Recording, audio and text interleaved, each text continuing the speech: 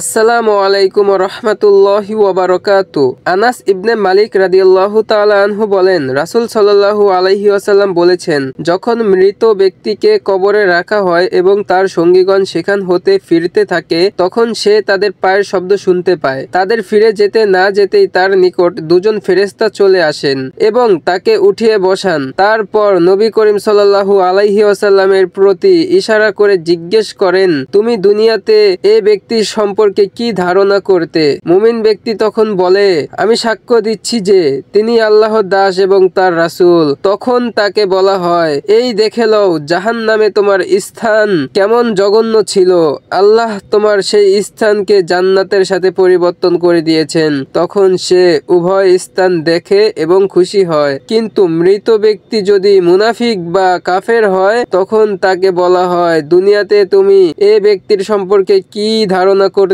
তখন সে বলে, আমি বলতে পারি না, মানুষ যা বলতো আমিও তাই বলতাম, প্রকৃত সত্য কি ছিল তা আমার জানা নেই। তখন তাকে বলা হয়, তুমি তোমার বিবেক দ্বারা বুঝার চেষ্টা করনি কেন? আল্লাহর কিতাব পড়ে বুঝার চেষ্টা করনি কেন? অতঃপর তাকে লোহার হাতুড়ি দ্বারা এমন ভাবে পিটাতে শুরু করে, পিটানির চোটে সে আউ মাউ করে বিকট ভাবে চিৎকার করতে থাকে, আর এত জোরে চিৎকার করে যে মানুষ ও জিন ব্যতীত সবকিছুই তার চিৎকার শুনতে পায়। বুখারী মুসলিম। আসসালামু আলাইকুম ওয়া রাহমাতুল্লাহি ওয়া বারাকাতুহু। আবু হুরায়রা রাদিয়াল্লাহু তাআলা আনহু থেকে বর্ণিত, নবী সাল্লাল্লাহু আলাইহি ওয়াসাল্লাম বলেন, আল্লাহ তাআলা বলেছেন, আমি আমার নেক বান্দাদের জন্য এমন সব জিনিস প্রস্তুত রেখেছি যা কখনো কোনো চক্ষু দেখেনি, কোনো কান শুনেনি এবং কোনো অন্তঃকরণ কখনো কল্পনাও করেনি। আল কোরআনে এর সত্যায়ন রয়েছে। কেউ জানে না তাদের জন্য নয়ন প্রীতিকর কি লুকায়িত রাখা হয়েছে তাদের কৃতকর্মের পুরস্কার স্বরূপ। হে আল্লাহ, আপনি আমাদের সকল মুসলমান ভাই ও বোনদেরকে জান্নাত দান করুন। সকলে কমেন্ট বক্সে আমিন লিখে যাই।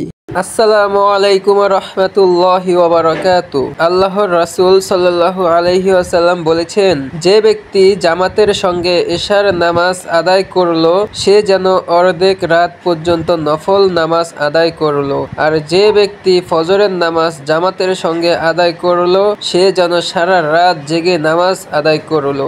মুসলিম হাদিস।